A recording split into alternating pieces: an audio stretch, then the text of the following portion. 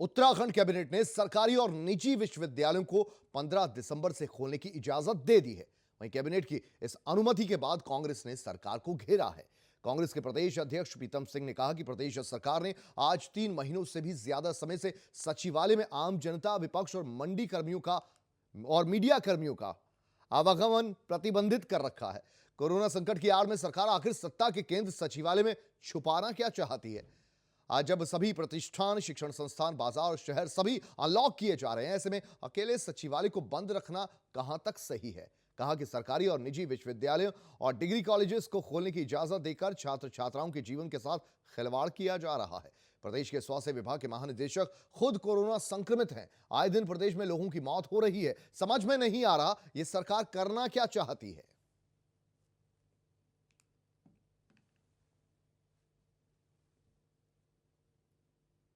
को पहले कोरोना की महामारी पर काबू पाना चाहिए और उसके बाद जो है स्कूल खोलने की बात होनी चाहिए कि ऐसा ना हो कि और जो है स्थितियाँ बदहाल होती है। क्योंकि कोरोना की इस महामारी, सरकार तो पिंजरे में कैद है। सचिवालय तो उन्होंने खोला नहीं, ना आपके लिए खोला ना आम जन के लिए खोला है।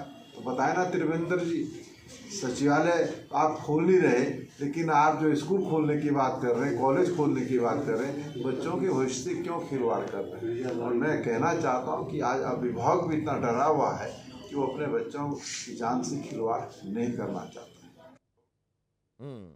नवीन पांडे हमारे संवाददाता और ज्यादा इनसे जानकारी लेंगे इसी मामले पर। नवीन, आपसे जानना चाहेंगे ये फैसला कब लिया सरकार ने और कब से स्कूल कॉलेजेस खुलने जा रहे हैं, और इसको लेकर विपक्ष इतना तल्ख क्यों है? जी बिल्कुल कुलदीप, आपको बता दूं कि ये कैबिनेट में कल फैसला लिया गया था। 15 दिसंबर से जो सरकारी स्कूल हैं और विश्वविद्यालय हैं और निजी स्कूल जो कॉलेज हैं, उन सबको खोलने का आदेश कर दिया गया है और उसकी तैयारियां भी शुरू हैं। अब सरकार का कहना है कि वो अपने भारत सरकार और राज्य सरकार के एसओपी के तहत उस कॉलेजों को खोलेगी। अब सवाल विपक्ष का यहाँ उठाना है कि जब यहाँ पे सचिवालय बंद है, जिसमें मीडिया को भी प्रतिबंधित किया गया है, आम जन को भी प्रतिबंधित किया गया है, तो जब ये सारी चीजें बंद है तो फिर सचिवालय को क्यों नहीं खोला जा रहा है? फिर उसको आम जन के लिए क्यों नहीं खोला जा रहा है, जो आम जन के लिए होता है सचिवालय, या किसी मंत्री से मिलना हो, किसी सचिव से मिलना हो। तो ऐसी स्थिति में कॉलेज को खोलने की ही क्या जल्दी पड़ी है सरकार को, ये समझ में नहीं आती है।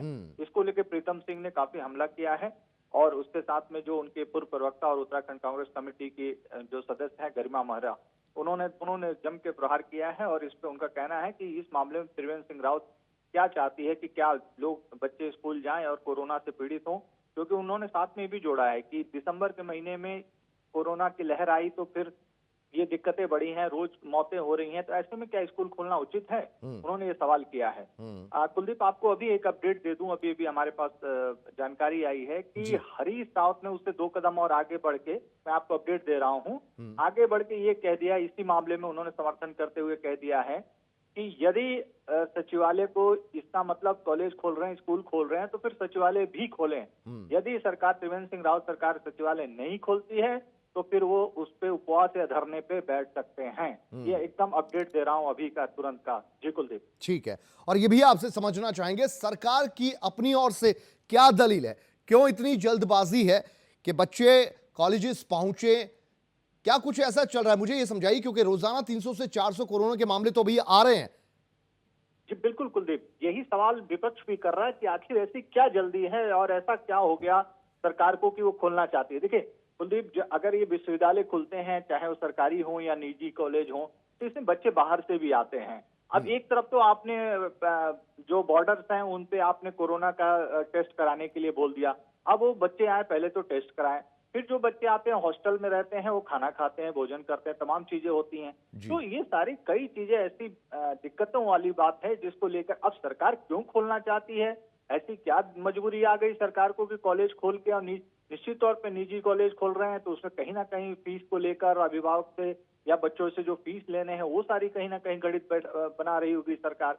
लेकिन कहीं ना कहीं कोरोना को ध्यान में रखना पड़ेगा, या तो कोरोना है नहीं, और अगर है तो फिर इसको ध्यान में रखना चाहिए था। सरकार ये दावा करती है कि हम एसओपी के तहत इसको खोलेंगे, मतलब कि हम अपने प्रदेश और भारत, लेकिन सवाल यहाँ फिर वही है कि क्या एसओपी के तहत अभी जो चीजें चल रही हैं हो रही हैं? बिल्कुल नहीं हो रही है कुलदीप। देहरादून क्या, उत्तराखंड में कहीं भी इसका मानक कुछ जगह पालन हो रहा है, कुछ जगह बिल्कुल नहीं हो रहा। आप देख रहे होंगे, हम लोग लगातार खबरें भी दे रहे हैं, कोई बिना मास्क लगाए जा रहा है, तो एसओपी का पालन बहुत कम हो पा रहा है। तो ऐसे में कैसे कॉलेज खोल के आप एसओपी का पालन करा लेंगे? जी कुलदीप। जी, पर पांडे जी आपसे ये भी समझना चाहेंगे एकेडमिक सेशन जो ये वाला है इसमें कोई पढ़ाई स्कूलों कॉलेजेस में नहीं हो पाई है, क्या सरकार पर इस बात का भी प्रेशर है? क्या बच्चों की ओर से, अभिभावकों की ओर से इस बात का प्रेशर भी आ रहा है? क्योंकि एकेडमिक सेशन खत्म होने वाला होगा, उस दौरान एग्जाम आने वाले होंगे और बच्चों की पढ़ाई जो है पूरी व्यवस्था ऑनलाइन क्लासेस की भी नहीं होगी, कहीं इंटरनेट नहीं है, कहीं कोई और सुविधा नहीं है। ऐसे में क्या प्रेशर भी है सरकार पर स्कूल कॉलेजेस खोलने का? जी देखिए, इसमें कोई दो राय नहीं है। पीछे कहीं ना कहीं बच्चों के माँ बाप का कुछ कुछ देखिए, इसमें हिस्से भी बट गए हैं। कारण ये, कुछ पक्ष कहता है कि स्कूल खुलने, कॉलेज खुलने चाहिए, कुछ पक्ष कहता है कॉलेज नहीं खुलने चाहिए। अब इसको लेकर दिक्कतें हैं, तो कहीं ना कहीं ये दबाव तो है ही सरकार पे कि भाई स्कूल कॉलेज भी खोले जाएं और जो एकेडमिक सेशन हमारा पीछे जा रहा है उसको हम खोल के जो भी कवर कर सकते हैं थोड़ा बहुत उसको कवर करें। देखिए कुलदीप, यहाँ पे आपको एक चीज और बता दूं कि जो ये उच्च शिक्षा को खोलने की बात आई है, इसमें जो पढ़ाई हो रही थी वो तो हो रही है, जैसे भी हो रही है, लेकिन यहाँ पे प्रैक्टिकल का एक बात फंसी हुई है, जो पिछले कैबिनेट में भी ये बात आई थी। प्रैक्टिकल, क्योंकि बिना प्रैक्टिकल आप कॉलेज जाए नहीं कर सकते जी। हैं। तो कहीं ना कहीं जो पेंच जो आप पूछना चाह रहे हो वो यही फंसा हुआ है कि कोई भी बच्चा हो या कोई भी छात्र हो या छात्राएं हो, जब तक वो प्रैक्टिकल आके यहाँ नहीं करेंगे कॉलेज स्कूल में, तब तक ये उनके एकेडमिक क्वालिफिकेशन या एकेडमिक चीजें पूरी नहीं हो पाएंगी। तो सरकार ये चाहती है कि खुले और वो कम से कम प्रैक्टिकल के लिए आए। अब इस बीच में अभिभावक क्या उन्हें अनुमति दे पाते हैं, नहीं दे पाते हैं, ये भी देखने वाली बात होगी। अच्छा, ये विपक्ष का पॉलिटिकल रिएक्शन तो आ गया, लेकिन क्या बच्चों का भी कोई रिएक्शन सामने आया है? क्या बच्चों को लगता है कि उनके अब वक्त आ गया है कि स्कूल कॉलेजेस खुल जाएं ताकि अपनी पढ़ाई में वो मशगूल हो जाएं, या बच्चों में अभी भी कुछ डर भय की स्थिति व्याप्त है? देखिए, अगर देहरादून के परिप्रेक्ष्य में, उत्तराखंड के परिप्रेक्ष्य में कहें कुलदीप, तो निश्चित तौर पे आप देख रहे होंगे, रोज आप लोग अपडेट दे रहे हैं, हम भी अपडेट दे रहे हैं कि 10 से 12 मौतें रोज हो रही हैं, कभी 10, कभी 12, कभी 13। और कोरोना का आपने जैसे कि खुद ही बताया कि कोरोना का संक्रमण बढ़ भी रहा है।